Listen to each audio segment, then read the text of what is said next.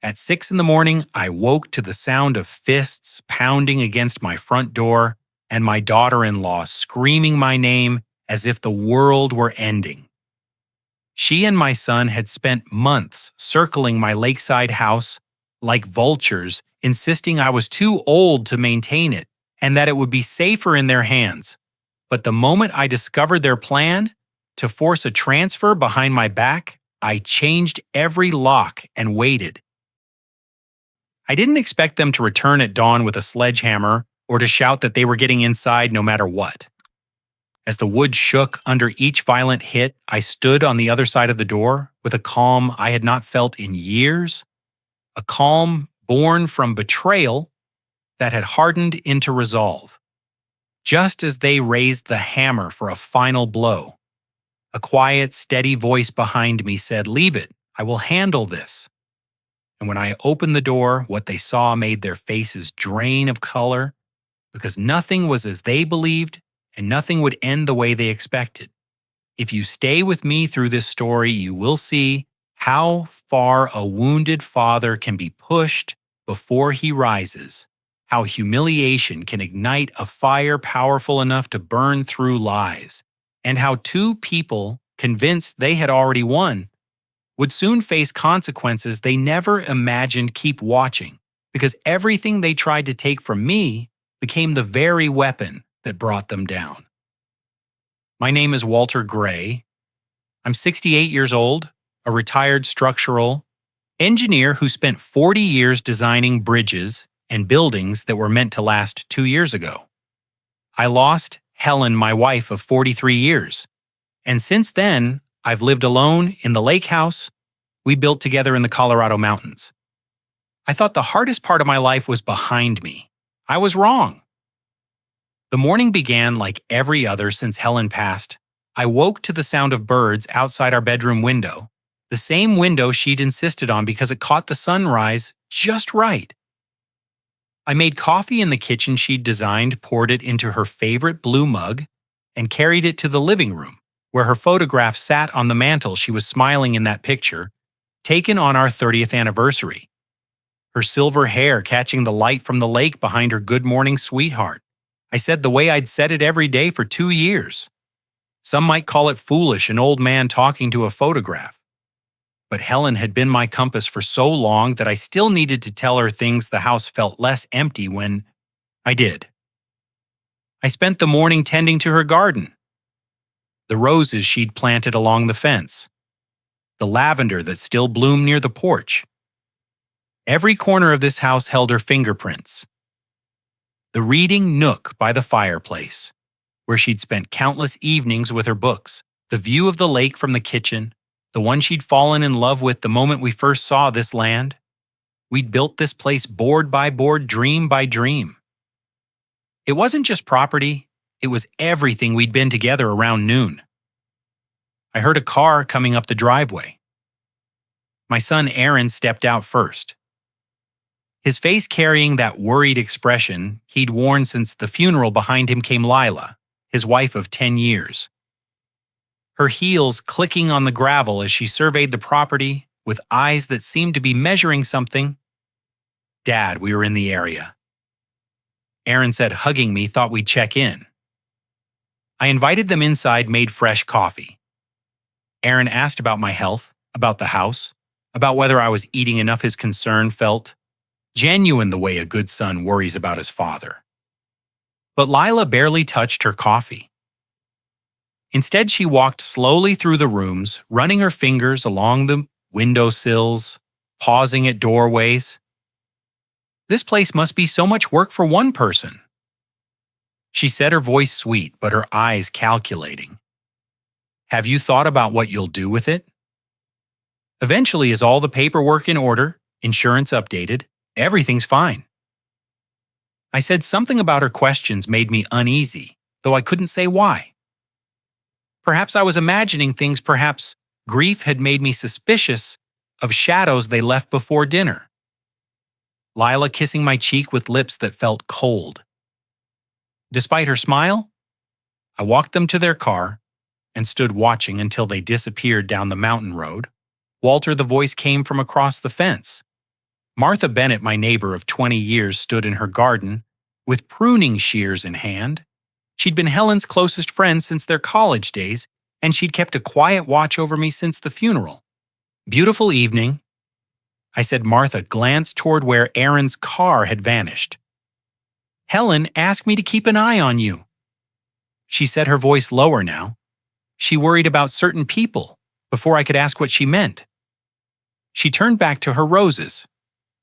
"We'll talk soon, Walter, when the time is right." That night's sleep wouldn't come. Martha's words echoed in my mind. Helen worried about certain people I found myself in. Helen studied the room I'd barely entered since she died. Her desk still held her reading glasses. Her calendar frozen on the month she'd passed, and there in the bottom drawer, tucked beneath old letters, I found an envelope I'd never seen before my name was written on the front. In Helen's careful handwriting below it, a single instruction: open only when you need to protect what we built. I held the envelope to the lamplight, my hands trembling, not from age, from the strange, impossible feeling that Helen had seen this moment coming long before I ever could. I did not open the envelope that night. Something held me back, perhaps the weight of Helen's instruction, perhaps the fear of what I might find. Instead, I placed it in my bedside drawer and tried to sleep. But her words haunted me through the darkness. Open only when you need to protect what we built, protect it from what from whom the answer began revealing itself.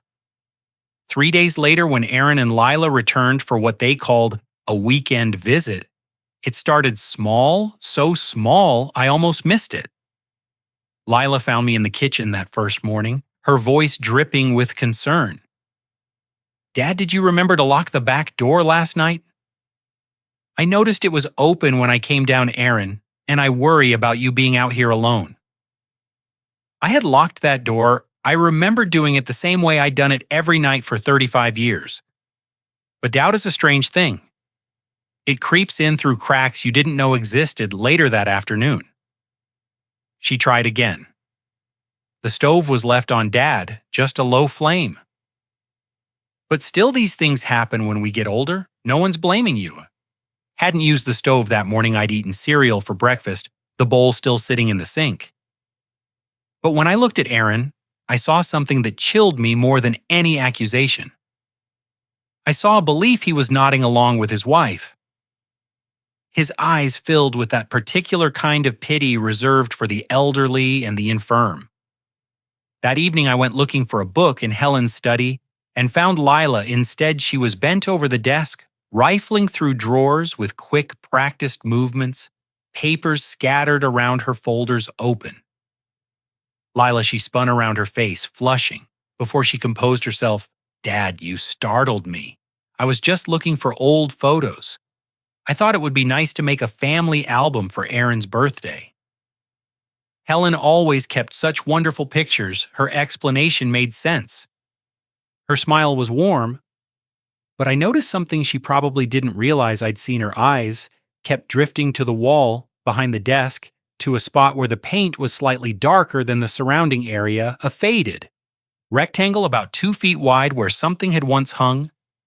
"Did you find what you were looking for?" I asked. "Not yet," she said, and something flickered in her expression. "But I'm sure it's here somewhere." She left quickly after that.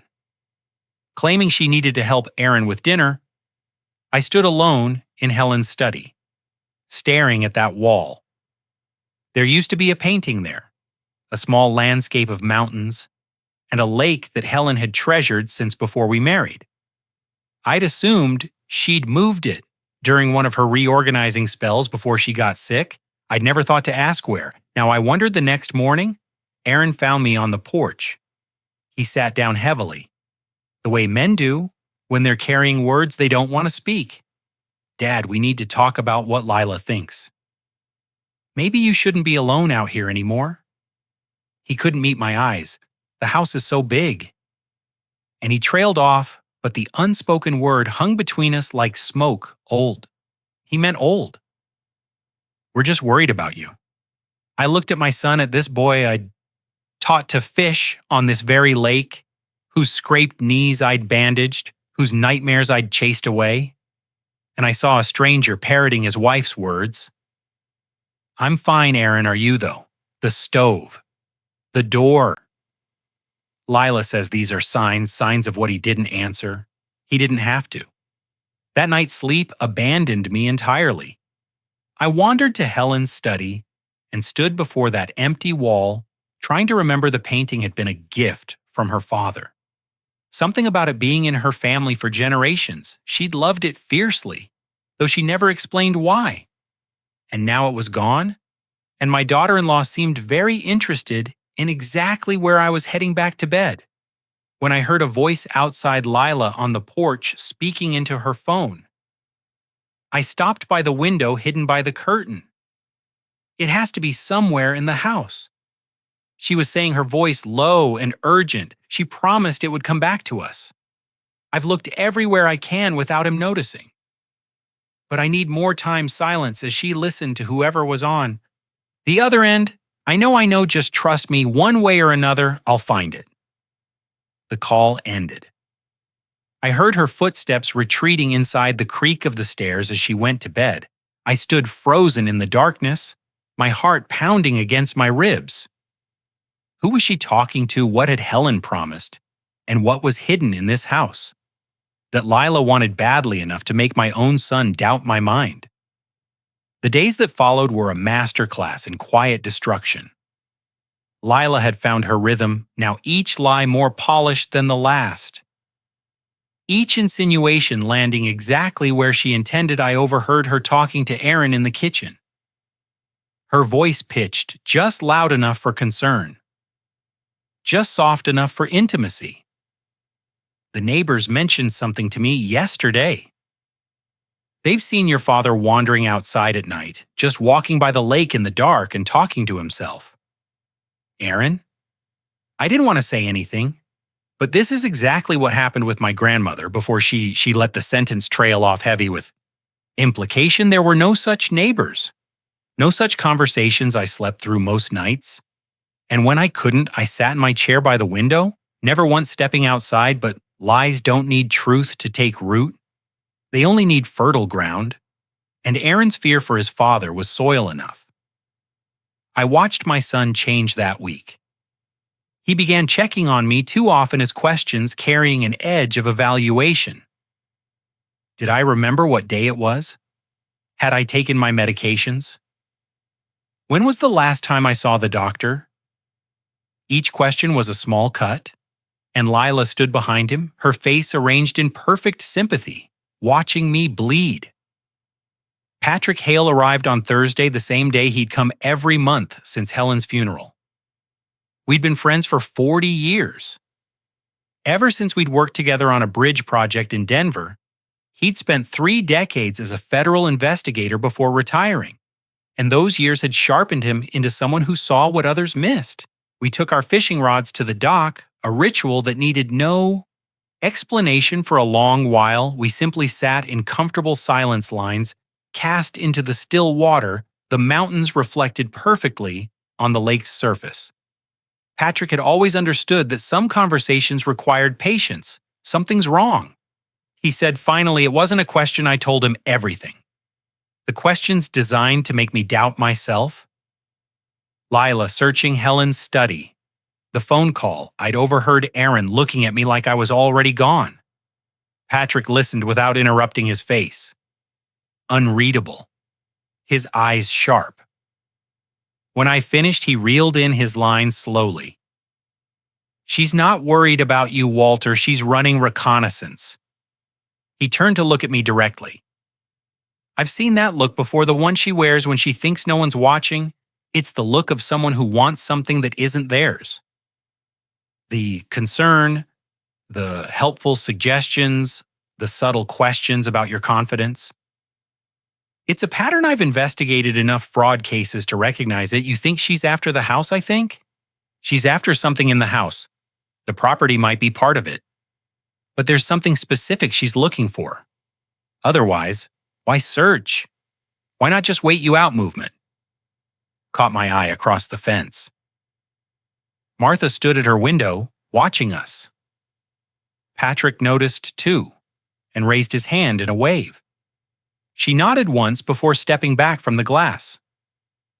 Helen's old friend Patrick asked since college. She's been keeping an eye on me since the funeral. Patrick was quiet for a moment, choosing his words carefully. Helen told me something once a few months before she passed. She said that if anything ever happened or Martha would know what to do, he looked at me. Did she ever explain what that meant? No, the word felt heavy. She never mentioned it.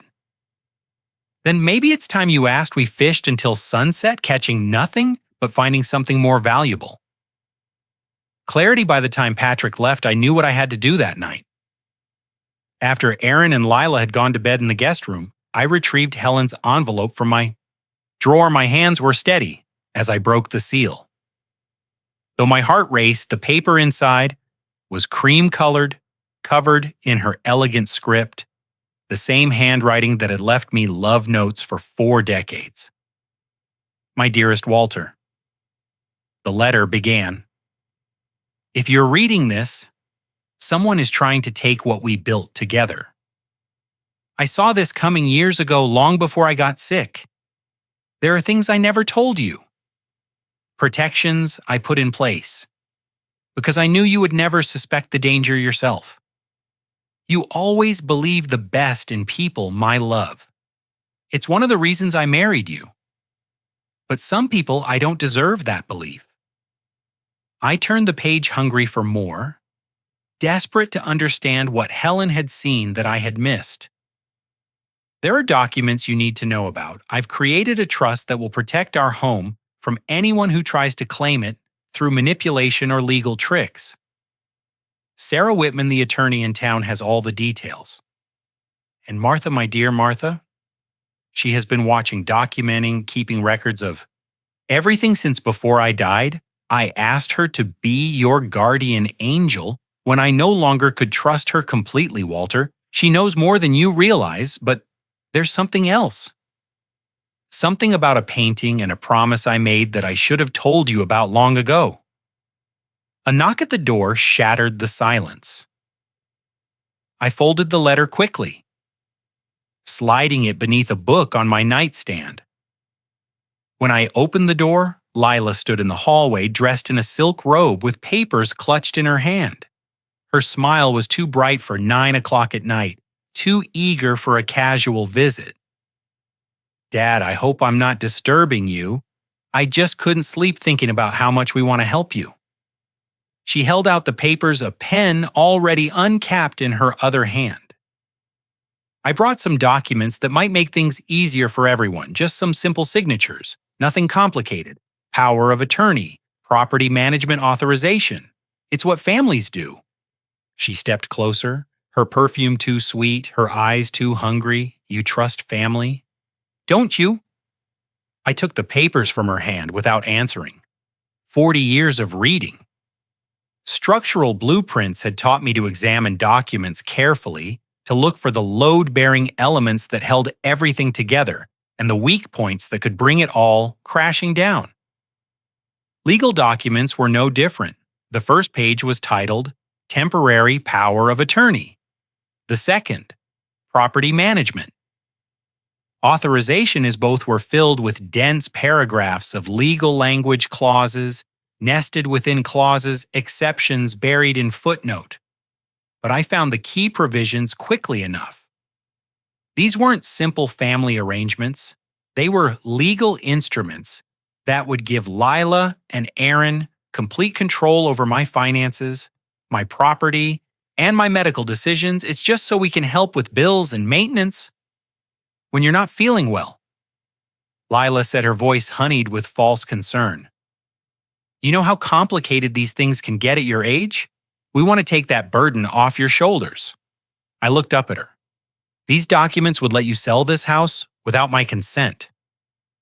Her smile flickered just for a moment, "Only if you were incapacitated." "Dad, it's a safety measure for your protection. And this clause here," I continued, pointing to a paragraph on page 3, "allows you to move me to a care facility if 2 physicians agree. I'm unable to live independently. Physicians of your choosing, Dad. You're reading too much into it. This is standard language. I spent 4 decades reading documents more complicated than these. Lila, I know exactly what I'm looking at. I handed the papers back to her. I won't be signing anything tonight. The mask slipped. It happened so quickly that if I'd blinked, I might have missed it. The warmth drained from her face, replaced by something cold and hard. Her voice lost its sweetness, taking on an edge I'd never heard before. This house is too much for one person. Dad, you're being selfish, keeping it all to yourself. Do you know how much a property like this is worth? How much good that money could do for your family? This house isn't about money, it's my home. It was your home with Helen. She's gone now, and you're just one old man rattling around in rooms full of memories. She stepped closer, her eyes narrowing. We're trying to help you, but you're making this harder than it needs to be. I looked past her to where Aaron stood in the doorway. My son, my only child. He wouldn't meet my eyes. His gaze was fixed on the floor, his shoulders hunched, his hands shoved in his pockets. Like a boy caught in a lie, he didn't know how to escape. He said nothing, not one word. In my defense, that silence hurt more than anything. Lila could have said, I think you should leave now, I said, quietly. Both of you. Lila opened her mouth to argue, but something in my expression stopped her. She gathered the unsigned papers, her movements sharp, with barely contained fury. Fine, we'll talk about this when you've had time to think clearly. She made the words sound like a threat they left within the hour bags packed hastily. Goodbyes perfunctory. I stood on the porch and watched them load the car, watched Lila's rigid posture and Aaron's defeated shuffle as their car disappeared down the driveway. I heard Lila's voice through the open window, sharp and clear in the mountain air. He can't keep refusing forever, one way or another. We're getting what's ours. I went inside and found a notebook. I wrote down her exact words along with the date and time evidence. I thought, this is how you build a case, one piece at a time, one truth at a time. Then I found the number Helen had mentioned in her letter, Sarah Whitman, attorney at law. My hands were steady as I dialed. She answered on third ring. Her voice professional, but warm. When I told her my name, there was a pause. A soft intake of breath. Mr. Gray, I've been wondering when you'd call. You know who I am. Your wife was one of the most prepared clients I ever had. Sarah said she came to me 5 years ago with very specific instructions. She wanted me to contact you when the time was right, but she also said you might reach out first. Another pause. I think that time has come. Mr. Gray, can you meet me tomorrow morning? There are things you need to know after the call. I retrieved Helen's letter from my nightstand, wanted to read the rest, wanted to devour every word she'd left me, but something told me to wait. I needed to understand the full picture, to see all the pieces before I tried to assemble them tomorrow with Sarah. I would learn what Helen had built tonight. I would simply trust that she had built something strong enough to protect us.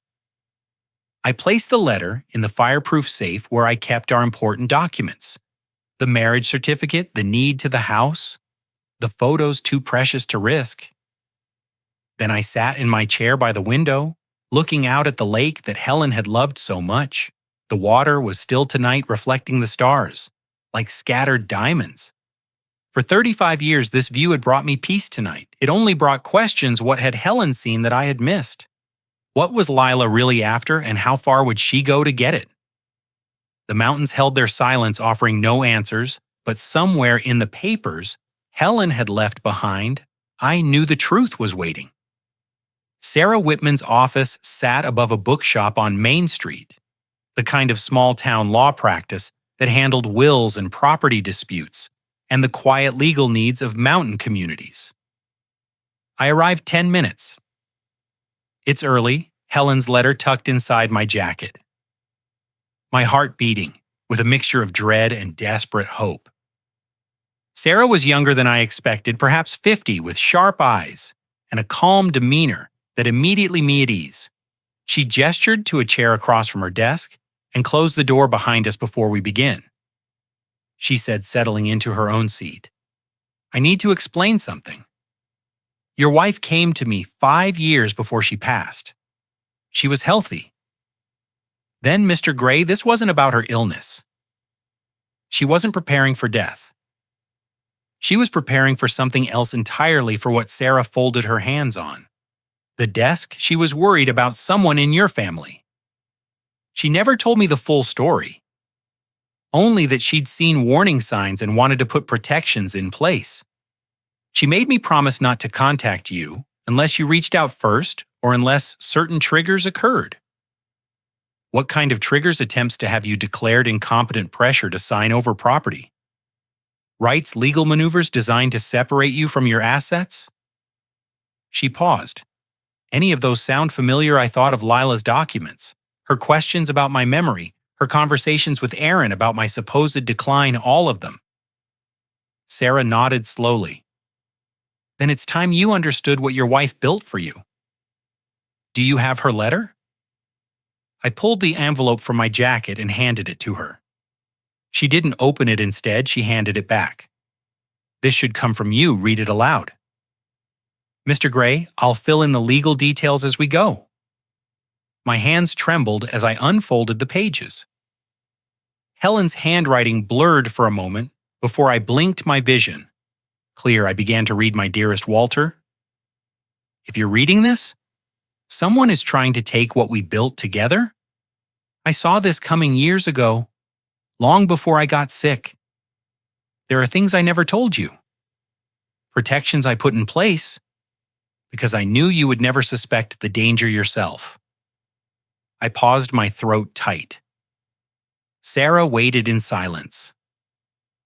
I watched Lila at your wedding to Aaron while everyone else saw a bride.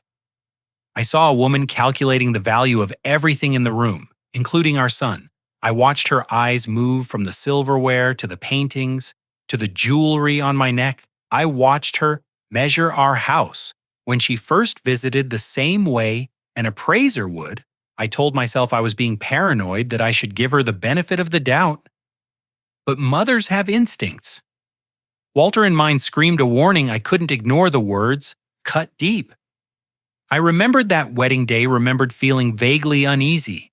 Without knowing why, Helen had smiled through the ceremony, had toasted the couple with grace. She never said a word to me about her concerns. I continued reading. I've placed our home and assets in a living trust. Sarah Whitman has all the documents. You are the sole beneficiary and trustee. No one can take it from you, sell it, or claim it. Not even through guardianship. The trust has provisions that would transfer control to a neutral third party. If anyone ever tried to have you declared incompetent, Lila cannot touch what we built, no matter how hard she tries. The house is yours, Walter. It will always be yours. I looked up at Sarah. She nodded. It's airtight. I made sure of it. I wanted a fortress, and that's what we built. I returned to the letter. I asked Martha to watch over you. She has instructions and documentation. Trust her completely, Walter.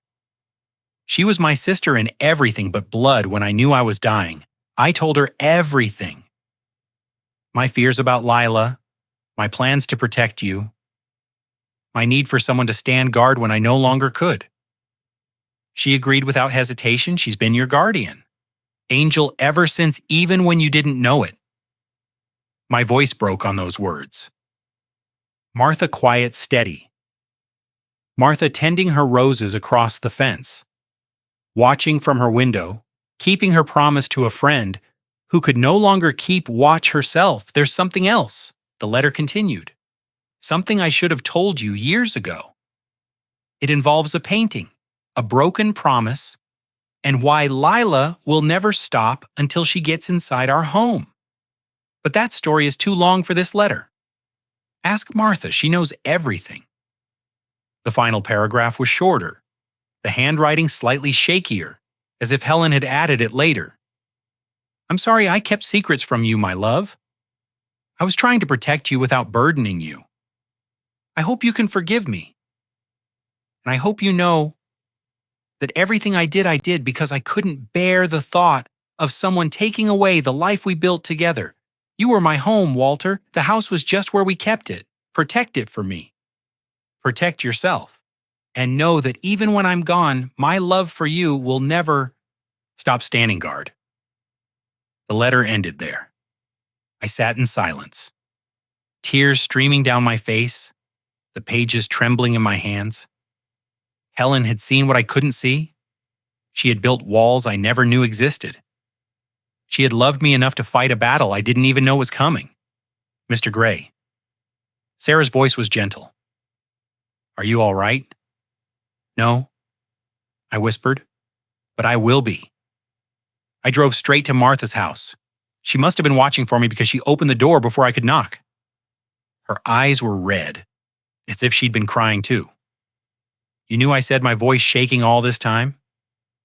You knew she took my hand and squeezed it. Come inside, Walter. It's time I showed you everything. Helen left with me. She led me to a spare room at the back of her house. A room I'd never entered in 20 years of friendship. Inside, against the wall, stood a large filing cabinet. Martha opened the top drawer and stepped aside.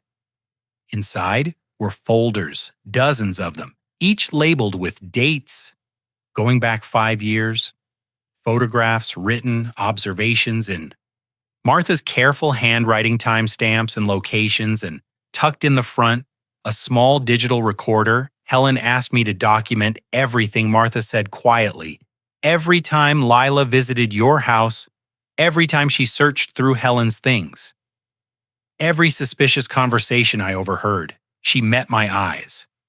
Her expression fierce with decades of loyalty. I have it all. Walter, every single moment your wife wanted you to have weapons, when the time came to fight, and now you do. We spent hours in Martha's spare room spreading the contents of those folders across every available surface. The documentation was meticulous, almost overwhelming in its thoroughness. Dates, times, weather conditions, photographs taken through windows, capturing Lila entering my house when I was away. Her car parked down the road, where she thought no one would notice, notes in Martha's careful handwriting describing which rooms Lila searched, how long she stayed, what she moved. Helen taught me to be thorough, Martha said. Watching me. Page through years of observations, she said evidence without context is just noise, but evidence with patterns is proof. She wanted me to build a case, not just collect scraps. I looked up at her, this woman who had spent 5 years keeping silent watch, never once hinting at what she knew. How did you manage all this without me noticing you weren't supposed to notice? That was the point. Martha's voice softened. Helen knew you'd confront Lila if you found out, and she wasn't ready for that fight. She wanted the evidence to be complete before anyone acted on it. A knock at the door interrupted us. Patrick had arrived, having received my call earlier that morning. His investigator's eyes swept the room, taking in the spread of documents, the photographs pinned to a corkboard, the timeline Martha had constructed on butcher paper taped to the wall. You've been busy, he said to Martha. Helen was busy. I just followed instructions. Patrick settled into a chair and began examining the materials with methodical precision. He arranged photographs by date, cross-referenced them with Martha's notes, traced lines between entries with his finger. After 20 minutes of silence, he sat back with a low whistle. She's not searching randomly. He said, look at the pattern. Every single entry. She goes to Helen's study first. Always the same wall area, the one behind the desk, sometimes the attic, occasionally the basement. But she always starts and ends in that study looking at that wall. I thought of the faded rectangle. I'd noticed the outline where a painting once hung. She's looking for something specific, something she believes is hidden in your house. Patrick turned to Martha. Did Helen ever mention what it might be? Martha nodded slowly before she died. Helen told me that Lila's family had a connection to something in our house, something valuable that Helen had promised to return. But Helen changed her mind after she saw what Lila really was. She said the promise was made to the wrong person and she wouldn't honor it until the right person asked before I could respond. Another knock came. Sarah Whitman entered carrying a leather briefcase and an expression of professional determination. She surveyed the room with raised eyebrows. "I see we're having a council of war." I made introductions and Sarah settled at the table, pulling documents from her briefcase. I brought the official trust paperwork, given what's happening. You all need to understand exactly what Helen built. She spread the pages before us, pointing to key provisions as she explained the house cannot be sold, transferred, or leveraged without Walter's explicit written consent. While he's alive, the trust specifies that Walter is the sole trustee and sole beneficiary. If Walter becomes incapacitated, control doesn't pass to family members. Instead, it transfers to a neutral third party, a professional fiduciary I've already identified and vetted. So even if Lila managed to have me declared incompetent, I said slowly, she still couldn't touch the house exactly. Helen anticipated every angle: guardianship, conservatorship, power of attorney. None of them would give Lila what she wants. The only way she gets this property is if you voluntarily sign it over, which you'd never do, or if you die without changing the trust terms. A chill ran through me at those words. Patrick caught my expression and shook his head. "She's not a murderer, Walter. She's a schemer, not a killer. There's a difference. Let's hope you're right." Martha had been quiet during Sarah's explanation, but now she stood and walked to a small monitor set up on a desk in the corner. "There's something else you need to see: this morning's footage." She pressed a button and the screen flickered to life. The image showed my house from Martha's window, the angle capturing the front porch and the door to Helen's study. The timestamp read this morning, while I was at Sarah's office, a car pulled up. Lila emerged, glancing around before walking quickly to the side of the house. She disappeared from frame for a moment, then reappeared at the back door. She was holding a key. "Where did she get that?" I breathed. "She must have copied it years ago." Martha said quietly, "Keep watching on screen." Lila entered my house. Martha switched to another angle, an interior camera I hadn't known existed positioned to capture Helen's study. We watched Lila search with frantic energy, pull books from shelves, checking behind picture frames, running her hands along the walls. Her movements were desperate, almost panicked. Then she stopped. She pulled out her phone and paced as she talked, her voice barely audible, but captured by the camera's microphone. "I know it's here," she said, her words fragmented by distance. "She wrote that it would come back to me." I've looked everywhere. A pause as she listened. "I don't care what it takes. I'm not leaving without it." She hung up and turned to face the wall. Where the painting once hung, the camera caught her expression clearly. It wasn't anger anymore. It wasn't calculation or greed. It was desperation. Raw, undisguised, almost painful to witness. She really believes something belongs to her. I said. Patrick nodded grimly, which makes her more dangerous, not less desperate. People don't think about consequences. They only think about what they've lost. The attack came at dawn. I woke to the sound of fists hammering against my front door, the violent rhythm shattering the mountain silence for a moment. I lay still, disoriented, wondering if I was dreaming. Then Lila's voice cut through the darkness, shrill and furious. "Walt, open this door. Right now, we have a legal right to enter." I checked the clock. 6 a.m. The sky outside was barely gray, the sun still hidden behind the peaks. I moved to the window and looked down at the porch below.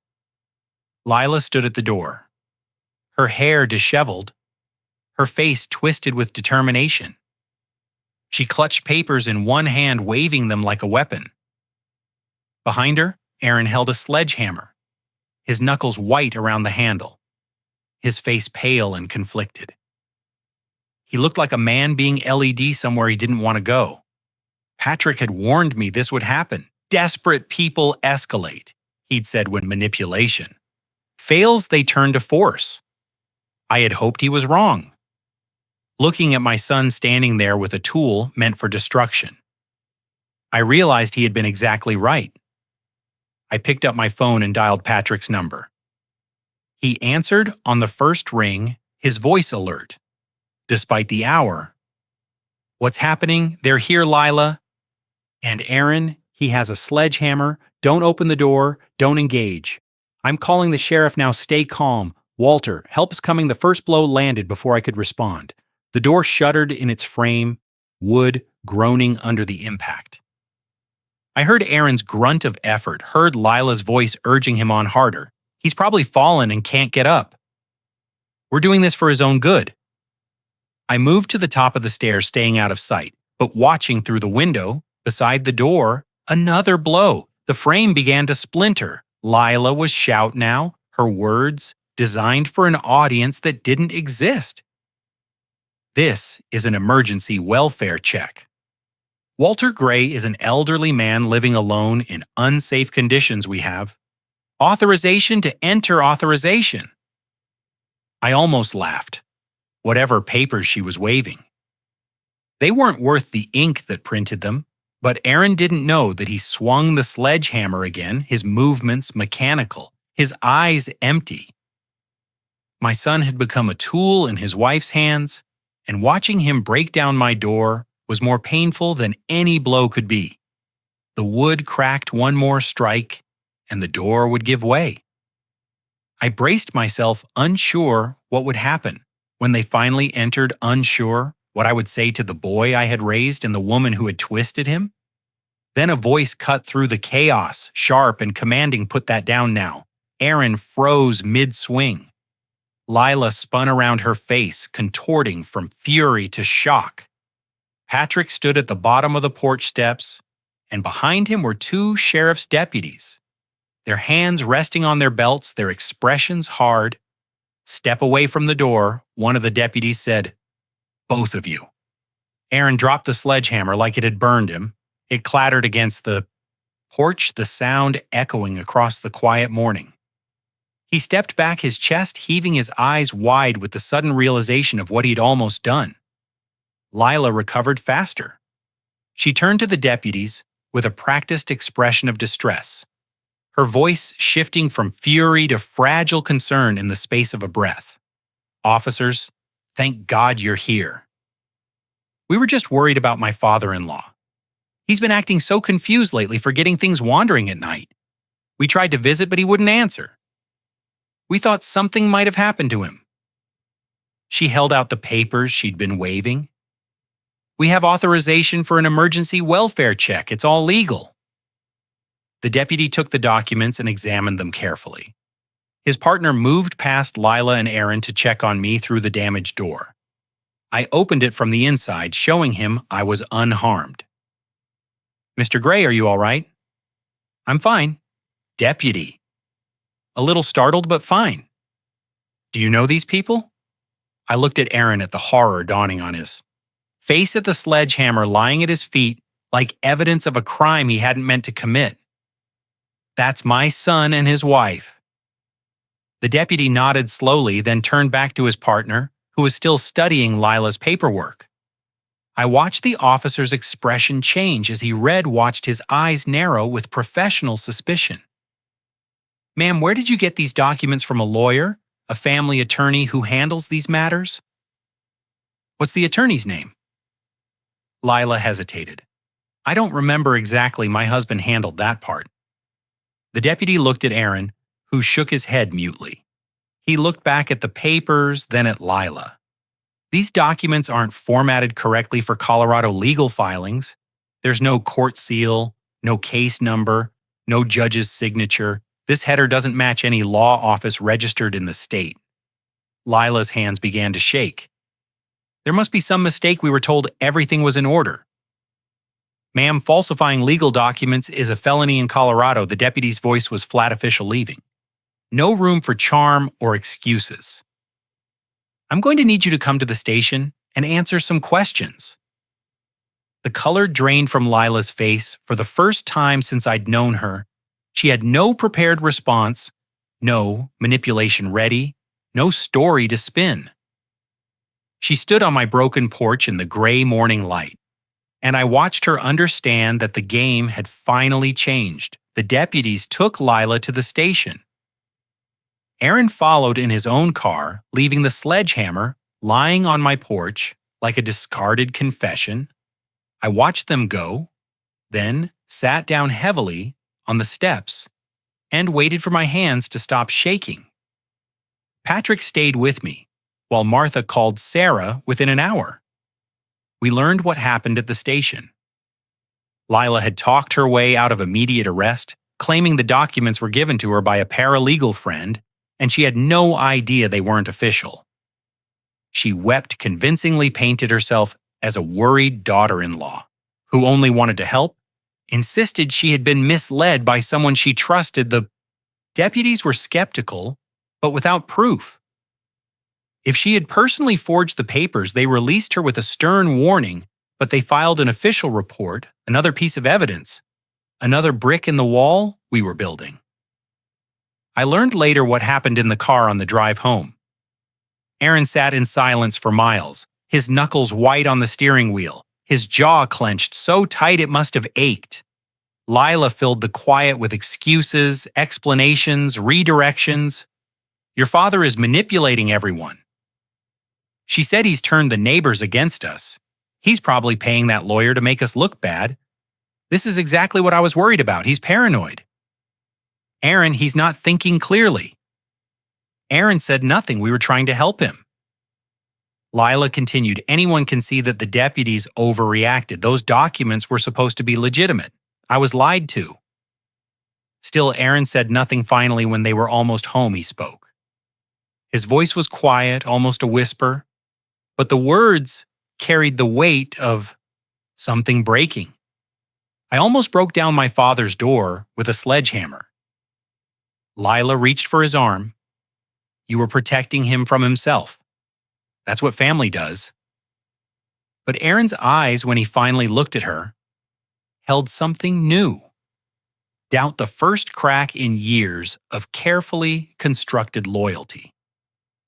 He didn't argue with her. He didn't challenge her version of events. He simply looked at her as if seeing her clearly for the first time, then turned back to the road without another word. That afternoon, we gathered at Martha's house to assess our position. Patrick spread the morning's events across the table, like pieces of a puzzle, arranging them alongside Martha's documentation and Sarah's legal files.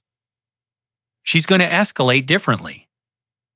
Now, Sarah said she can't use force anymore. The sheriff's report makes that too risky. She'll use reputation instead, expect her to go public. She'll paint Walter as the villain herself, is the victim. She'll tell anyone who listens that he's confused, paranoid, maybe dangerous. Patrick nodded grimly. Cornered animals. Bite she can't attack your castle, Walter, so she'll attack your credibility, your standing in the community, your relationships with neighbors, friends, anyone who might support you. Can she do much damage, God? I asked. She can try. But we have documentation, we have the sheriff's report, we have 5 years of evidence showing exactly who the aggressor is. Sarah tapped the folder stacked before her. Let her make noise. Every lie she tells is another piece of rope. That night the campaign began. I didn't see it myself at first. Martha called to tell me Lila had posted on social media a long emotional statement about elder abuse and families torn apart by stubbornness. She wrote about loving her father-in-law, about trying desperately to help him, about being shut out by his paranoid isolation.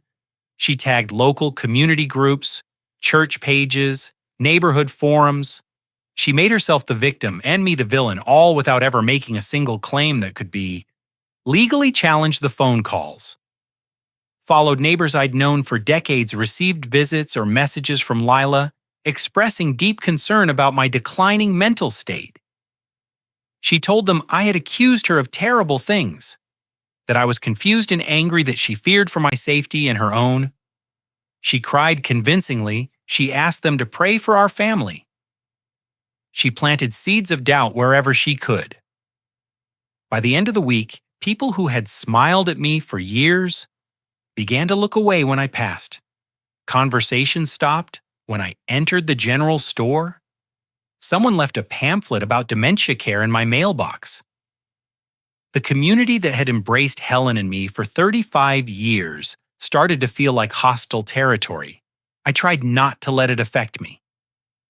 Patrick reminded me that whispers weren't evidence, that reputation could be rebuilt, that the truth would eventually surface. Martha documented every post, every call. She learned about adding them to her growing files. Sarah prepared responses for any legal challenges that might arise, but the isolation stung more than I wanted to admit. Then the letter arrived. It came on a Tuesday official county stationery. My name typed neatly on the envelope. I carried it inside and sat at the kitchen table. The lake stretching gray. And still beyond the window, my hands were steady as I opened it. I had learned not to show fear even when I was alone. The words swam before me for a moment before they came into focus. Petition for emergency guardianship evaluation. In the matter of Walter Gray's mental competency, filed by Lila Gray, daughter-in-law, the court hereby summons Walter Gray to appear for psychological evaluation to determine capacity for independent living and financial men. I read it twice, 3 times. The letters didn't change. She wasn't just attacking my reputation anymore.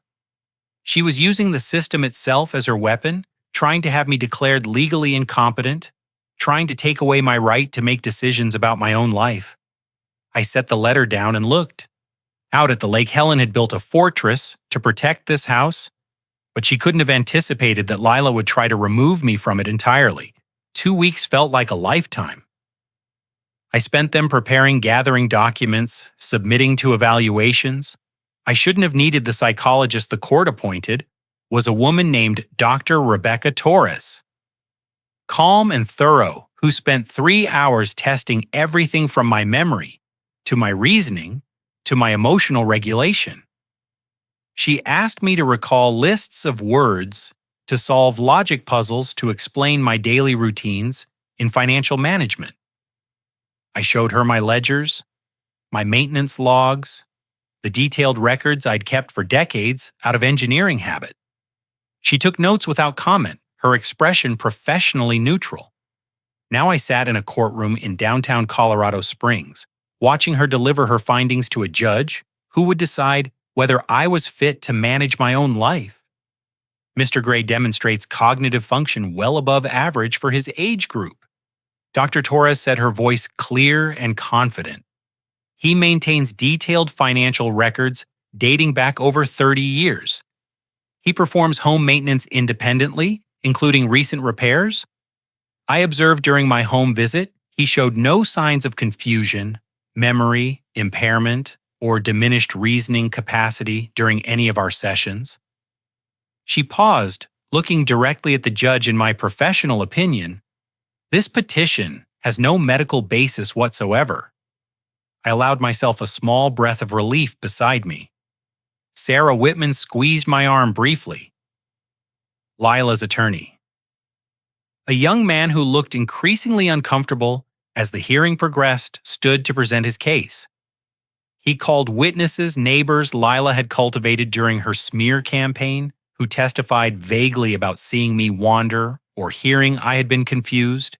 Their accounts were secondhand, uncertain, contradictory. One woman admitted under Sarah's cross-examination that she had never actually spoken to me, only heard about my supposed decline from Lila. Herself, Sarah dismantled each claim with surgical precision. Then she presented our evidence. Your Honor, I'd like to submit documentation gathered over the past 5 years by Martha Bennett, Mr. Gray's neighbor and close friend of his late wife, Sarah, handed a thick folder to the bailiff. This documentation shows that the petitioner, Lila Gray, entered Mr. Gray's home without permission. On 7 separate occasions she was observed and photographed. Searching through his deceased wife's belongings, she was recorded expressing her intention to find something she believed was hidden in the house. Lila's face went pale. Her attorney whispered urgently in her ear, but she shook him off.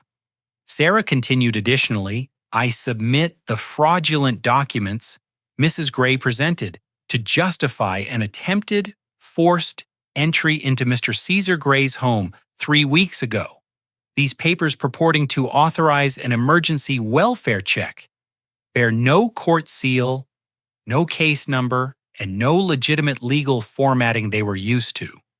Convince Mr. Gray's son to break down his father's door with a sledgehammer, murmurs rippled through the courtroom. The judge's expression hardened as he examined the forged papers. Mrs. Gray, the judge said, turning to Layla, "Do you have any response to these allegations?" Lila stood, her composure cracking visibly. Her attorney tried to stop her, but she pulled away from him. "Your Honor, this is all being taken out of context. I was worried about my father-in-law. Anyone would be. He's an old man living alone in a house that's far too big for him. My children deserve to know their grandfather is safe. We were trying to help by forging legal documents." The judge asked, by entering his home without permission, "That house should belong to our family?" The words burst out of her before she could stop them. "He's just one old man rattling around in there while my children have nothing. Helen promised the house would come to us." She promised. The courtroom fell silent. Lila seemed to realize what she had said, her hand flying to her mouth as if she could push the words back in, but it was too late. Her true motive hung in the air, undeniable. Sarah rose slowly. "Your Honor, there's one more thing. The property in question, the lake house Mrs. Gray is so concerned about, is held in a living trust established by Mr. Gray's late wife, Helen Gray, 5 years before her death. The trust was specifically designed to prevent exactly this kind family dispute." She handed another document to the bailiff. As you can see, the trust provisions specify that even if guardianship were granted over Mr. Gray, which it clearly should not be, property management would transfer to a neutral third party, not to family members. Mrs. Gray's petition is not just unfounded, it is legally meaningless. Even if she won, she would gain nothing. The judge reviewed the trust documents for a long moment. When he looked up, his gaze settled on Lila with unmistakable contempt. "This petition is dismissed," he said. "Furthermore, I am ordering an investigation into Mrs. Gray's conduct, including the forged documents and the unauthorized entries into Mr. Gray's home. Mr. Gray, I apologize that you were subjected to this proceeding. You are clearly a competent, capable individual, and I hope you find peace going forward." The gavel fell. It was over as the courtroom emptied. I remained seated, letting the reality wash over me. Helen's fortress had held her foresight, had saved every nothing. Then I felt a presence beside me. Aaron stood there, his face ashen, his eyes red-rimmed. He looked like a man who had just watched his world collapse. "Dad." His voice was hollow, barely a whisper. "I didn't know about any of this. The forged papers, the break-ins. She told me you were sick. She told me we were helping you. I thought I was being a good son."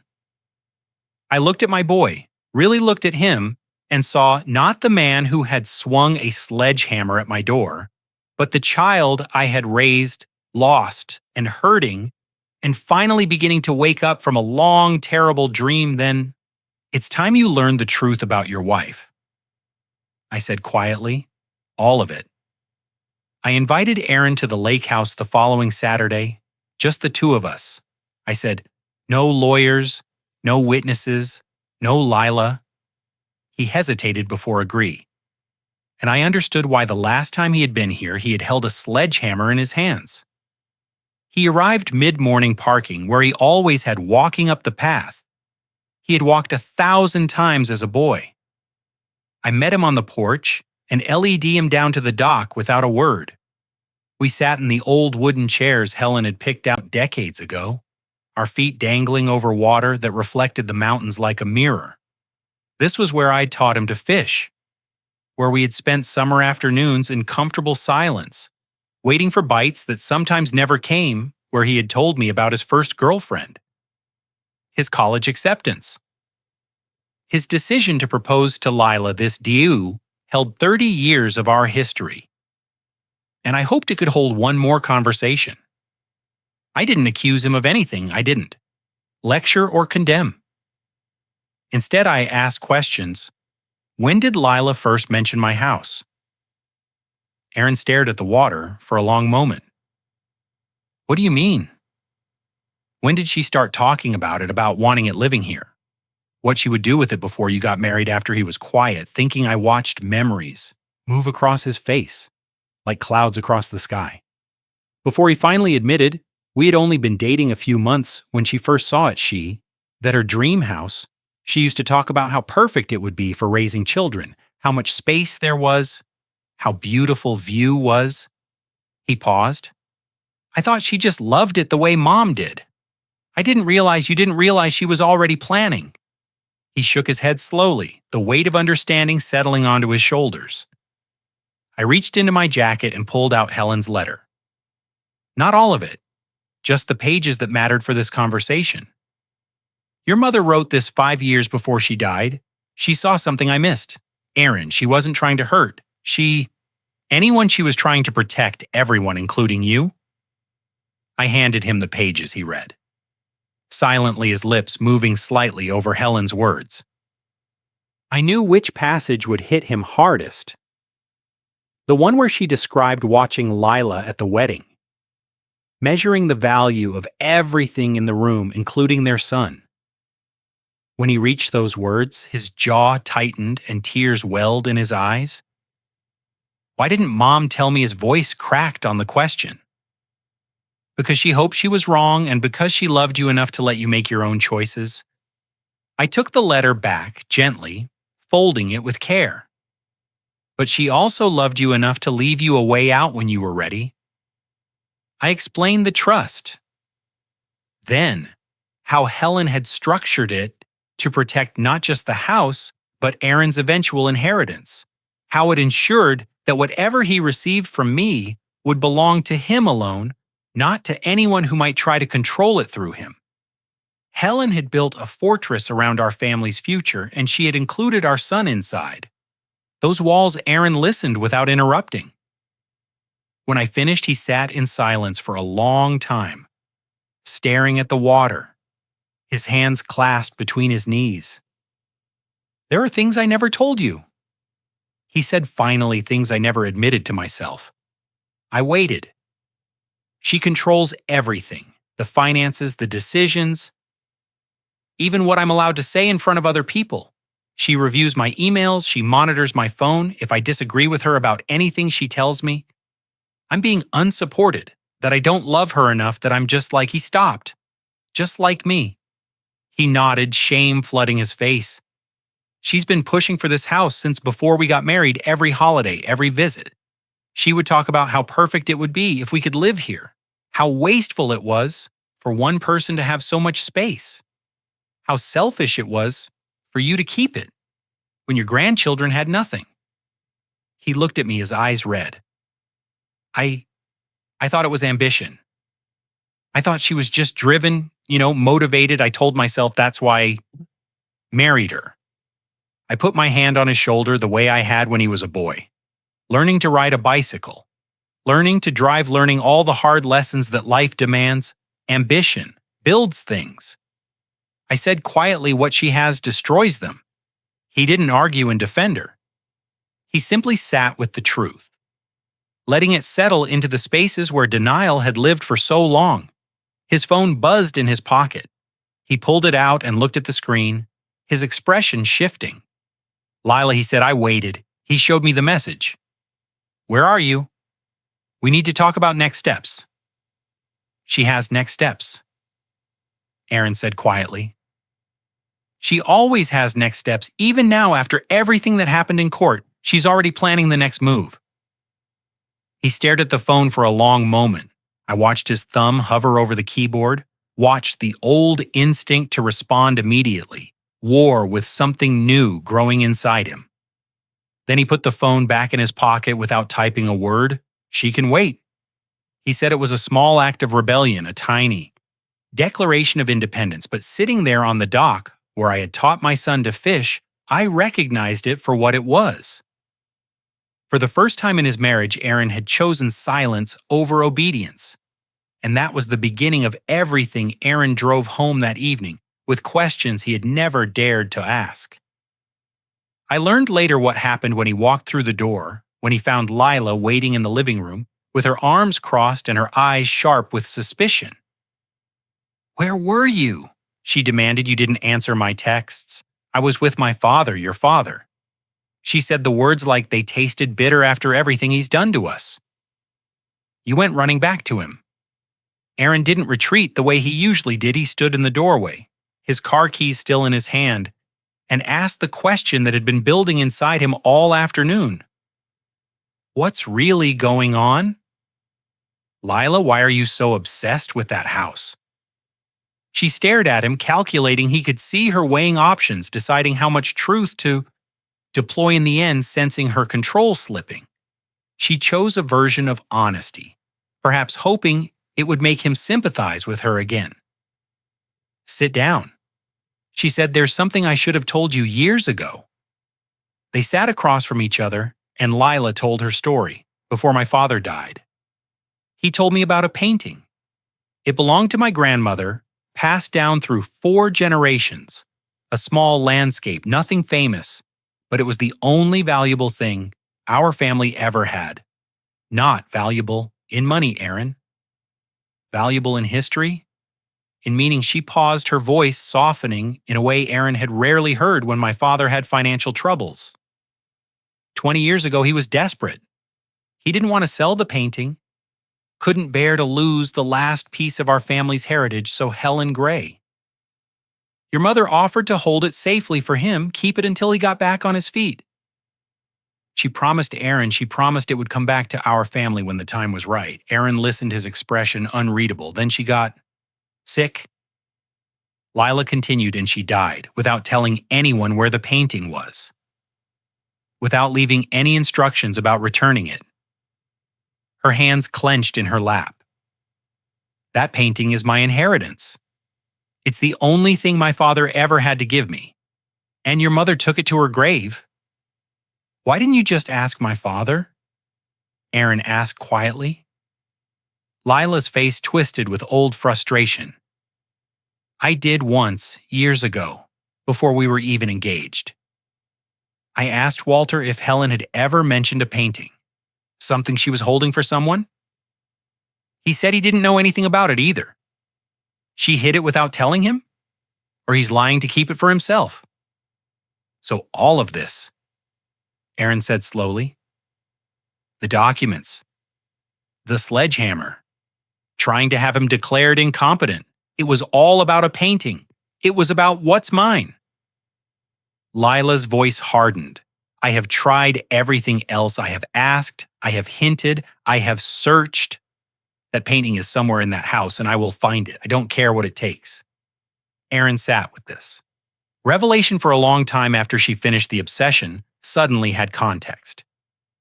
It didn't excuse her methods, didn't justify the lies, or the forged papers, or the assault on his father's door, but it explained them. Lila wasn't simply greedy. She was grieving something lost, chasing a ghost of family heritage that had slipped through her fingers. He didn't know what to do with that understanding. So he said nothing. And eventually they went to bed in silence, the distance between them wider than ever. Meanwhile, I was in Helen's study following a trail my wife had left 20 years before Martha had noted that Lila always examined one particular wall. The one behind the desk where the faded rectangle marked where something had once hung. I had assumed the painting was simply moved or lost. Now I knew better. I ran my hands along the wall, feeling for irregularities. Helen had been meticulous about everything. If she had hidden something here, she would have done it properly. My fingers found a slight ridge.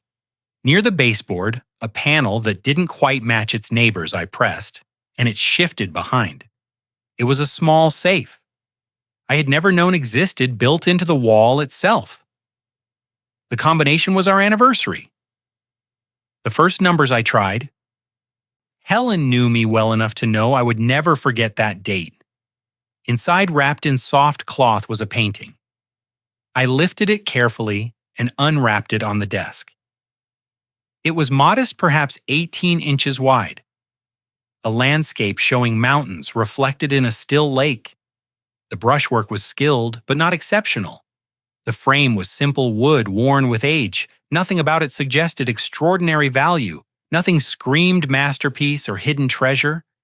But tucked behind the painting was an envelope, Helen's handwriting, my name. I opened it with trembling hands. Walter, the letter began. If you found this, you found my last secret. I'm sorry I never told you about it while I was alive. I was trying to protect you from a burden that wasn't yours to carry. I read on my heart pounding this. Painting does belong to Lila's family. Her father Thomas gave it to me for safekeeping 20 years ago. When he was struggling financially, he trusted me. I promised to return it when he was ready. But Thomas died before that day came, and the promise passed to his daughter. I turned the page. I intended to honor that promise. Walter, I truly did until I discovered what Lila truly wanted it for. She didn't come asking about a family heirloom. She came asking about value, about appraisals, about what might be hidden inside old frames. That's when I had the painting examined by an expert. I trusted my hands tightened on the paper. There's something behind the canvas, my love. Something Thomas never knew about, something his grandmother hid there generations ago. I don't know if Lila knows about it or only suspects, but I know this. She doesn't want her family's heritage. She wants what's hidden inside it.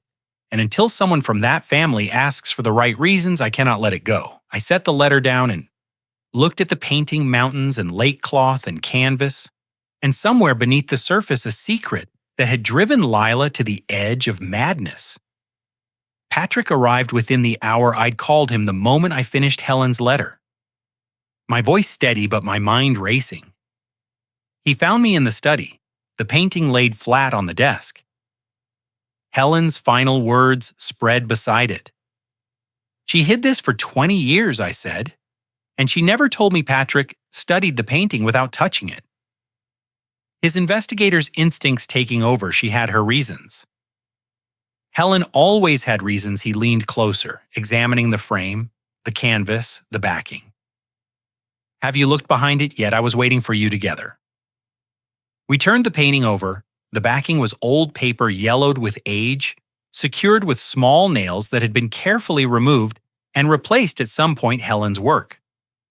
I assumed Patrick produced a small toolkit from his jacket, the kind he always carried, and began gently prying the backing away behind the canvas sealed in. Protective plastic that looked far newer than the painting itself. We found documents. Patrick extracted them with tweezers, laying them on the desk beside Helen's letter stock certificates.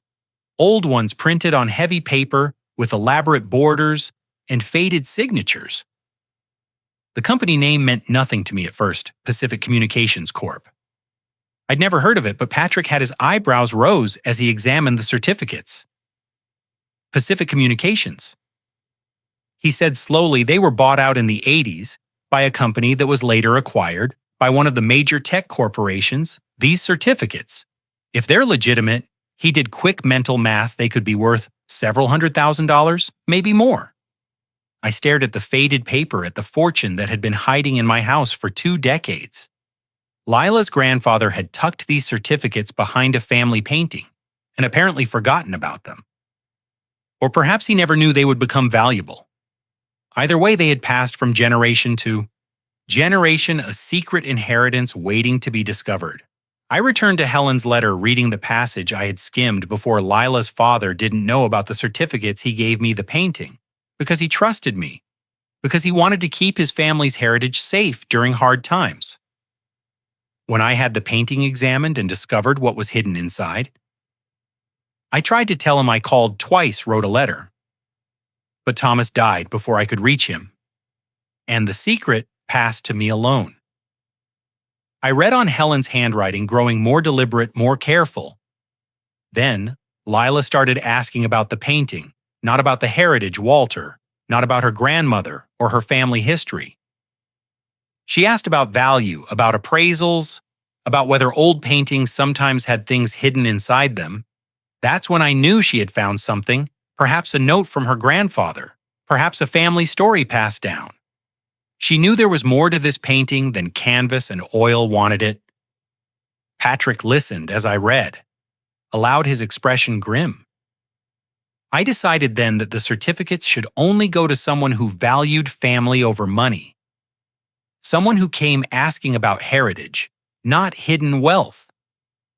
Lila had every opportunity to ask me honestly, to tell me about her father's trust to request the return of a family heirloom.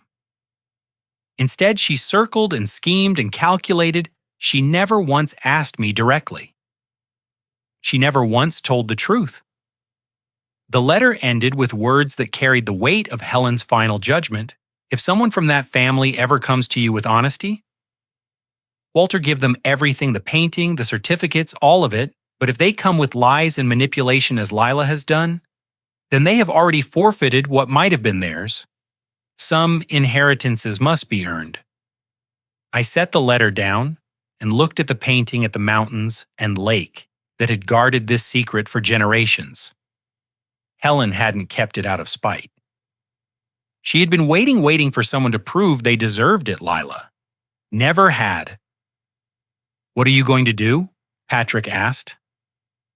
The answer came to me with surprising clarity. I thought of Helen, of her patience, and her wisdom of the fortress she had built to protect not just property, but principle. She had given me the tools to destroy Lila, but that wasn't what she wanted. She wanted truth. She wanted the chance for redemption, even for someone who might not deserve it.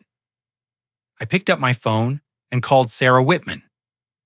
I know how to end this, I told her, but I need to give Lila one final chance at test to see who she really is when everything is on the table. I explained my plan. There was a long pause on the other end. You're giving her an opportunity she hasn't earned. Sarah said finally, Helen would have wanted it this way. She believed in truth, not revenge. Another pause. Then, Sarah's voice softened. Your wife would have approved. What do you need from me? We changed the details, documentation ready, witnesses in place, everything legal, everything recorded when I hung up. Patrick was watching me with something like respect in his eyes. You're a better man than she deserves. He said maybe, but I need to be able to live with myself when this is over. I picked up the phone one more time and dialed Lila's number. She answered on the second ring, her voice weary. Walter, I didn't expect to hear from you. I found what you've been looking for. I said the painting I know about your grandmother, about your father, about Helen's promise. Silence. I could almost hear her calculating, recalibrating. Come to the house tomorrow, I continued alone. It's time we talked about what it's time Helen intended and what it would take for me to honor her promise. When Lila spoke again, her voice had changed. The weariness was gone, replaced by something hungry, eager. I'll be there, what time? 10 in the morning. Just you and me. Lila, no lawyers, no Aaron. Just a conversation about family and honesty. I'll be there. She repeated, thank you, Walter. I knew you'd understand eventually. I hung up without responding. She thought she had won? She thought I was surrendering, handing over what she had spent years trying to steal. She didn't know that she was walking into the last test she would ever take. Lila arrived at exactly 10 owner. Her car pulling up the driveway with the precision of someone who had been counting the minutes I watched her from the window as she checked her reflection in the rearview mirror, adjusted her hair, composed her face into an expression of humble gratitude. She was dressed simply, no jewelry, No designer clothes. She wanted to look like a woman seeking a family heirloom, not a fortune. I met her at the door and LED her to the kitchen table without small talk. The painting sat between us, still wrapped in its cloth, a prize she had chased for years finally within reach. Her eyes kept drifting to it. Hungry barely contained. What she didn't know was that Patrick sat in the next room listening through the door I had left slightly ajar. Martha's camera, positioned at her window, as it had been for 5 years, covered the kitchen through the glass. And my phone lay face down on the table, recording every word. Colorado law required only one party to consent to a recording. I consented, thank you for agreeing to meet. Lila, said her voice soft, with practiced humility. I know things have been difficult between us.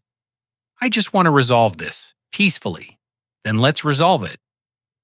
I rested my hands on the table, calm, unhurried. Helen did intend to return this painting to your family. She wrote your father a letter explaining everything. But he died before it arrived. The letter came back, unopened, Lila's. Mask flickered. She hadn't known about the letter. Then you started asking about it. I continued, not directly. Of course, you circled around it, asked vague questions, searched my house when you thought I wasn't paying attention. Helen noticed. She wondered if you would ever just ask. Honestly, tell her the truth about what you wanted and why. I paused. You never did. I tried, Lila said quickly.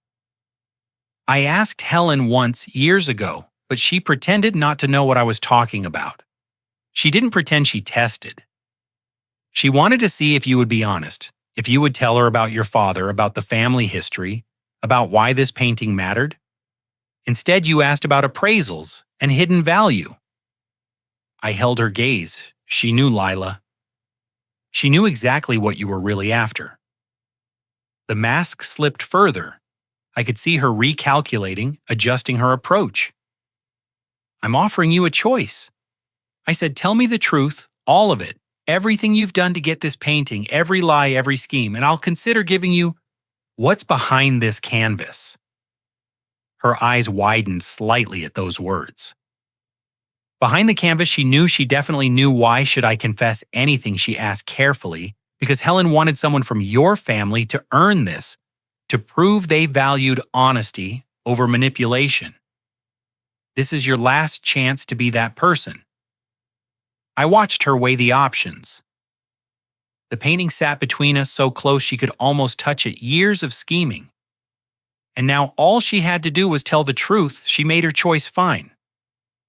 Her voice hardened, the humble mask falling away completely. You want the truth? Here it is. I knew about the painting before I ever met Aaron.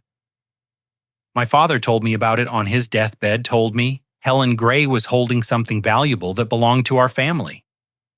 I did my research. I found out about the stock certificates hidden behind the canvas. I knew exactly what I was looking for. She leaned forward, her eyes bright, with something between triumph and rage. I married Aaron because he was my way, and I married Aaron. Spent 10 years pretending to love this family, waiting for Helen to die so I could search freely when she held on longer than expected. I started laying groundwork, making people think you were losing your mind, so I could have you remove the forged documents, the guardianship petition, the sledgehammer at your door. All of it was to get inside this house and find what's mine. The words poured out of for now. A dam breaking after years of pressure.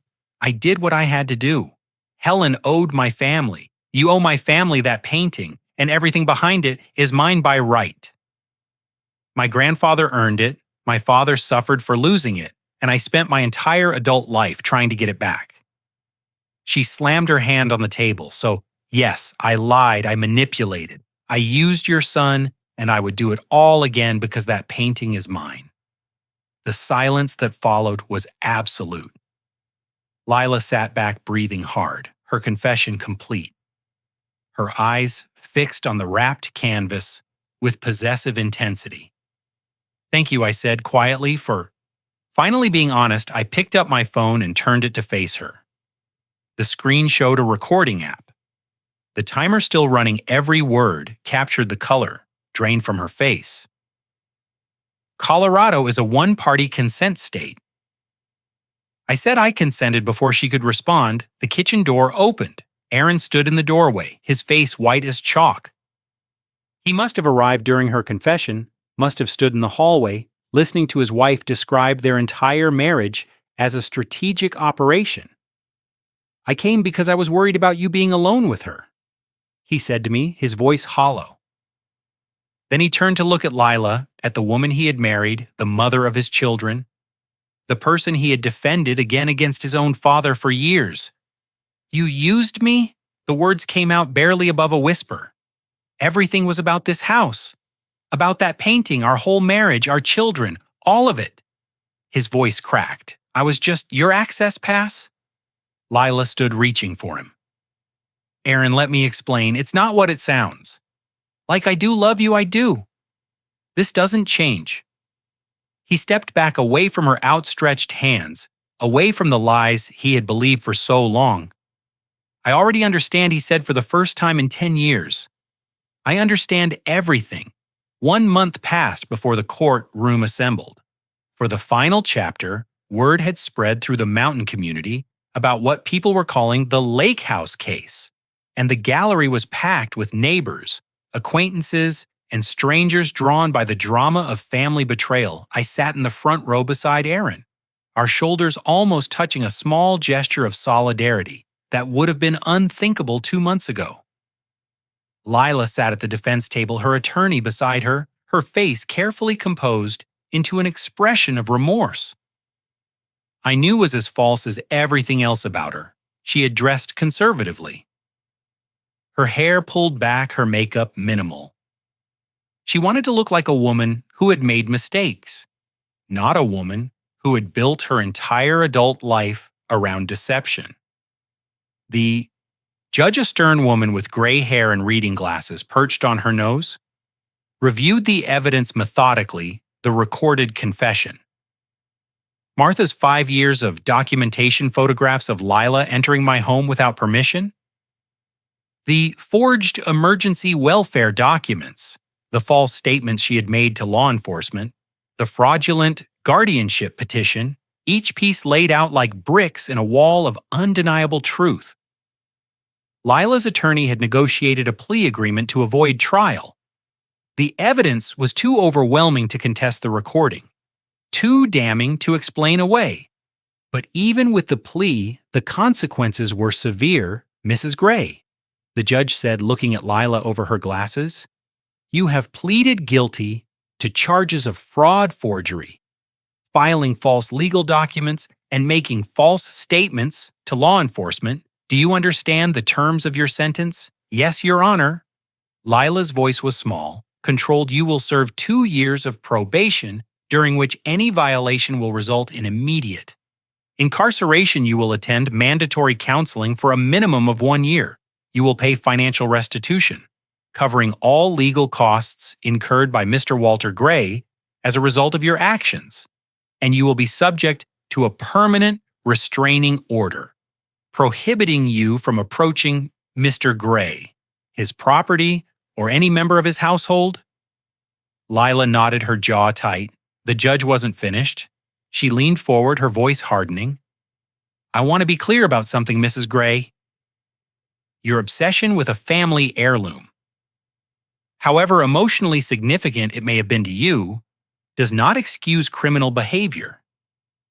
You manipulated your husband, terrorized an elderly man, and attempted to abuse the legal system designed to protect vulnerable people. The painting and its contents will be handled according to the legitimate terms of Helen Gray's estate, not according to your demands. She paused, letting the words settle. You had every opportunity, Unity, to resolve this matter honestly. You chose deception instead. That choice has consequences. The gavel fell, it should have been over, but Aaron stood, Your Honor. May I address the court? The judge nodded, curiosity crossing her face. Aaron walked to the front of the courtroom, his steps steady. Despite the trembling I could see in his hands, he turned to face not just the judge, but everyone assembled his voice, carrying clearly through the silent room. I want it on record that I am filing for separation from Lila Gray. He didn't look at his wife as he spoke. I married someone I didn't know for 10 years. I believed her over my own father because it was easier than facing the truth. I defended her against my family, against my own instincts, against evidence. I refused to see. He paused, and I saw tears glistening in his eyes. I won't make that mistake again. I failed my father when he needed me most, and I will spend the rest of my life trying to earn back his trust. But I will not spend another day defending someone who used me as a tool for her own greed, the courtroom. Murmured Lila's composure, shattered Aaron. She stood, her voice rising to a scream. You can't do this after everything I've done for you, everything I've sacrificed. You're choosing him over your own wife. Deputies moved toward her, but she kept shouting, this isn't over, that painting belongs to my family. You can't just take it. Helen had no right. Walter has no right. None of you have any right. They restrained her, then, pulling her toward the side door as she continued to scream accusations and threats. Her attorney followed his face. Resigned, the gallery buzzed with shocked whispers. I sat motionless through all of it. I had expected to feel triumph in this moment, some sense of victory, after everything she had put me through. Instead, I felt only a tired relief that it was finally over, and beneath that an aching sadness I hadn't anticipated. As people filed out of the courtroom, Sarah appeared beside me. She touched my arm gently. Helen would be proud of how you handled this. She said you gave Lila every chance to choose differently. You offered her truth when you could have offered revenge. I nodded slowly. That's why this hurts. She could have been family. She could have asked, honestly. Explained about her father. Told me what the painting meant to her. I would have listened. Helen would have listened. I watched the door where they had taken her instead. She chose to be an enemy, and now everyone loses. Sarah squeezed my arm and left me to my thoughts. The parking lot was nearly empty by the time I walked outside, the afternoon sun slanting through the mountains, the air carrying the first hints of autumn chill. I was heading toward my truck when a woman stepped into my path. She was older than Lila, perhaps 60, with tired eyes and graying hair pulled back in a simple ponytail. Her clothes were modest, her manner hesitant. Something about her face seemed familiar, though I couldn't place it. Mr. Gray, her voice was soft, uncertain. My name is Margaret. I was Lila's aunt, her father's sister. I heard what happened in there. And she paused, gathering herself. There's something you should know.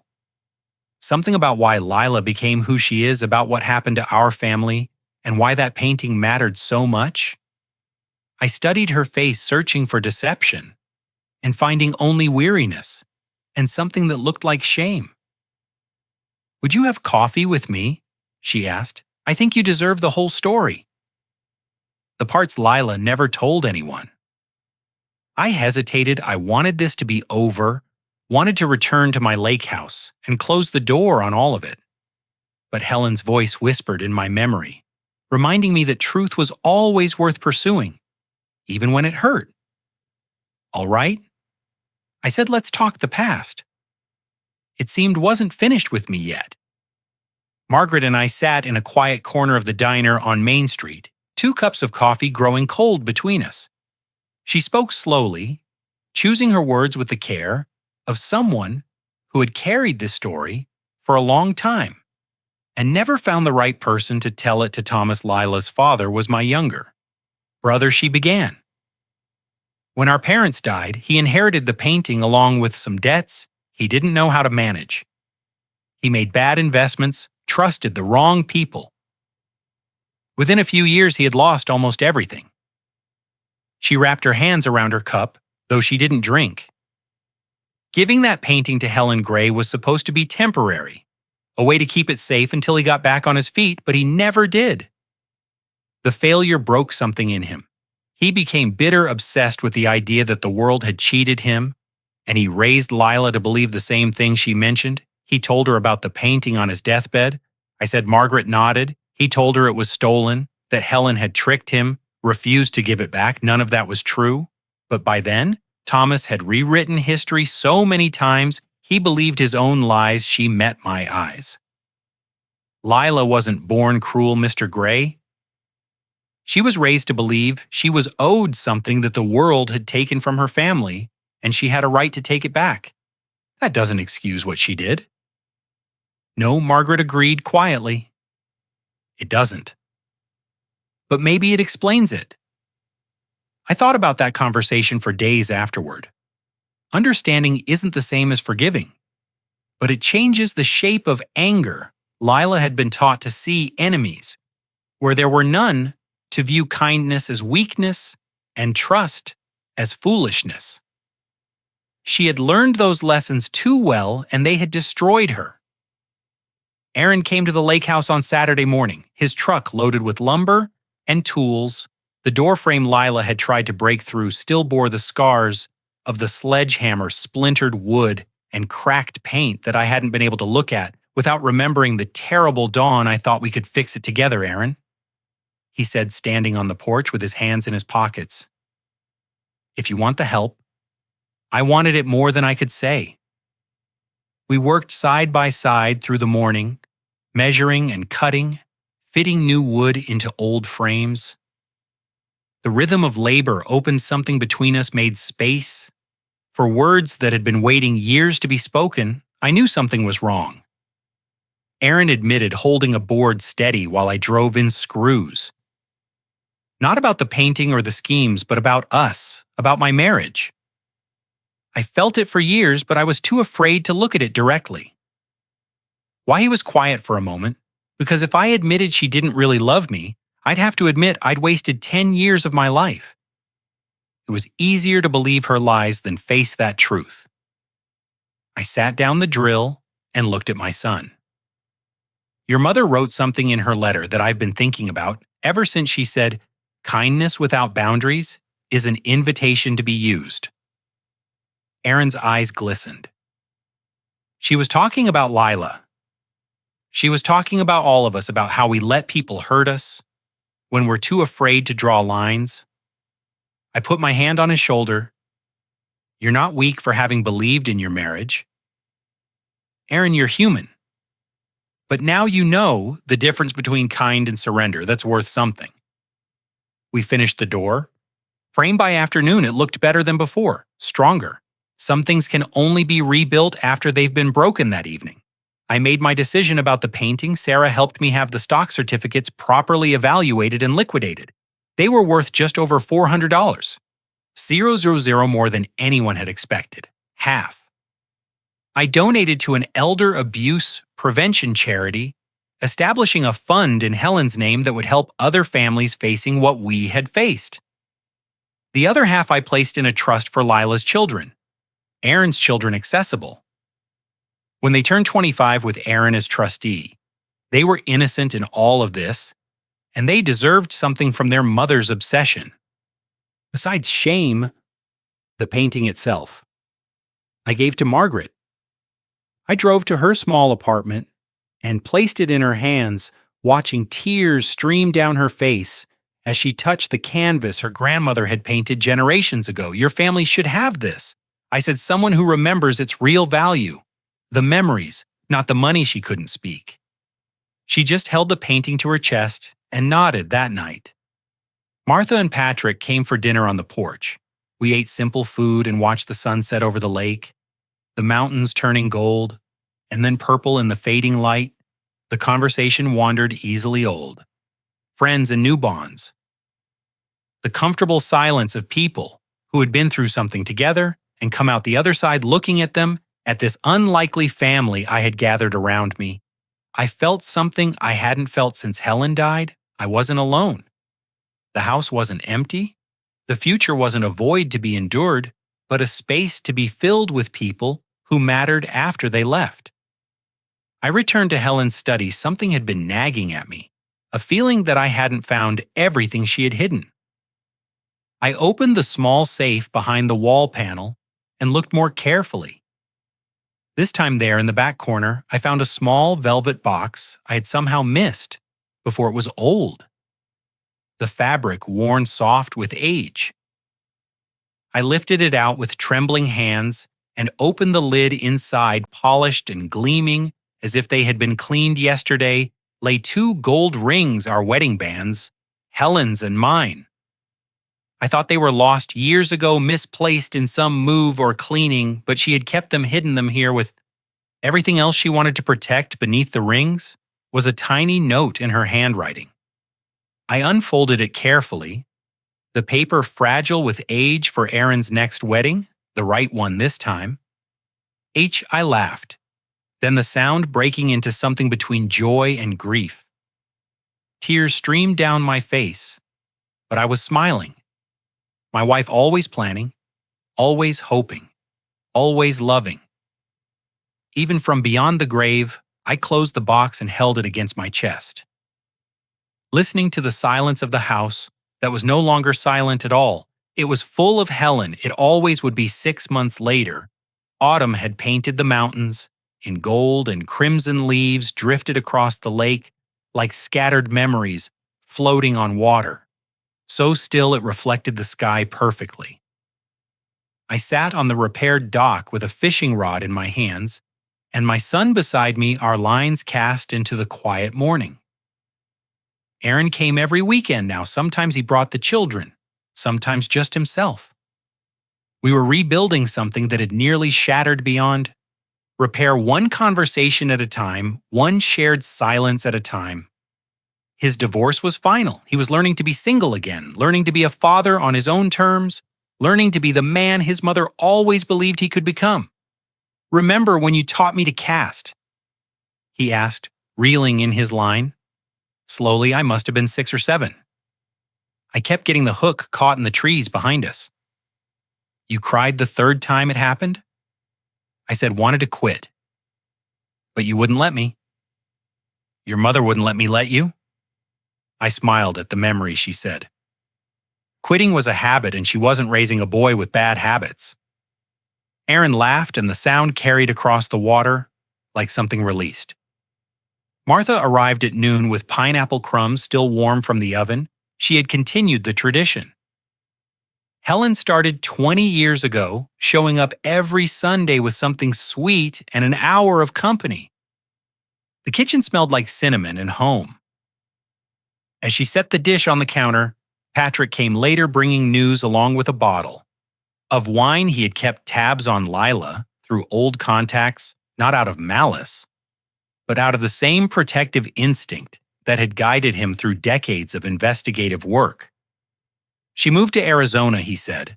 As we sat on the porch, started over somewhere, nobody knows her story. I nodded slowly, searching myself for anger and finding none. Some people are just looking for something they lost long ago. She was looking in the wrong place. You've forgiven her. I've let her go. That's not the same thing, but it's enough. That afternoon, I stood alone in Helen's study. The room had been restored to order. The chaos of Lila's searches erased the broken panels repaired on the wall where the painting once hung. I had placed a new frame inside, was a photograph of Helen and me on our wedding day, young and hopeful. The lake house visible through the window behind us. We hadn't even owned it yet. When that picture was taken, it was just a dream. Then a place we'd seen once and fallen in love with next to the photograph. In a smaller frame, I had mounted the words from Helen's first letter. The ones that had stayed with me through everything. This house is not about walls. It's about what we built inside them. I touched the glass, gently feeling her presence in the room, as surely as if she stood beside me. The evening brought the best gift of all Aaron's children. My grandchildren ran across the lawn, chasing each other, while their laughter echoed off the water. Martha knelt in Helen's garden, tending the roses that still bloomed every summer. Patrick dozed in the chair beside mine, his snoring soft and familiar, The house was full of life again. Not the life I had known with Helen, but something new, chosen, family-earned peace. People who had stood with me through the storm and stayed for the calm that followed. I watched the sun sink toward the mountains, painting the sky in shades of orange and pink, and I thought about everything that had brought me here. The lies and the truth, the betrayal and the loyalty, the daughter-in-law who had tried to steal my home, and the wife who had protected it from beyond death. Helen was right. They couldn't take the house, because the house was never just property. It was every breakfast we shared at that kitchen table, every sunset we watched from this porch, every promise we kept, and every memory we made. Lila wanted what we had. But she never understood the truth that Helen had known all along. You can't steal a legacy, you can only build one. The children's laughter rose again, bright and pure. Martha waved from the garden. Patrick stirred and smiled without opening his eyes.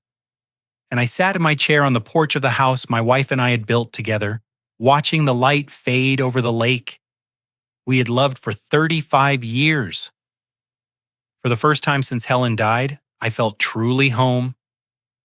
Not because I'd won, but because I had remembered what was worth protecting and who was worth forgiving. Walter Gray's story reminds us that the strongest fortresses aren't built with locks and lawyers. They're built with love, with foresight, and with the quiet courage to protect what matters most. Helen saw the danger coming years before anyone else did, and she spent her final years making sure her husband would never face it alone. That's what real love looks like, not just the easy days of holding hands by the lake, but the hard work of planning for storms you hope will never come. Lila thought she could take everything through manipulation and lies. She thought an old man living alone would be an easy target. She was wrong because Walter wasn't alone. He had Helen's wisdom guiding him from beyond. He had Martha watching from across the fence. He had Patrick ready to stand beside him, and in the end, he even got his son back. If this story touched your heart, please take a moment to share it with someone who needs to hear it. Maybe someone who's facing their own Lila right now, feeling isolated and overwhelmed. Let them know that they're not alone, that there are people who will stand with them, and that the truth always finds its way to light. Leave a comment below and tell us what you think. Have you ever had to protect something precious from someone who didn't deserve it? How did Helen's letters make you feel? We read every comment, and your stories inspire us to keep sharing these messages of hope and justice. Thank you for staying until the end. Until next time. Remember, kindness without boundaries is an invitation to be used, but kindness with wisdom, that's a legacy no one can steal.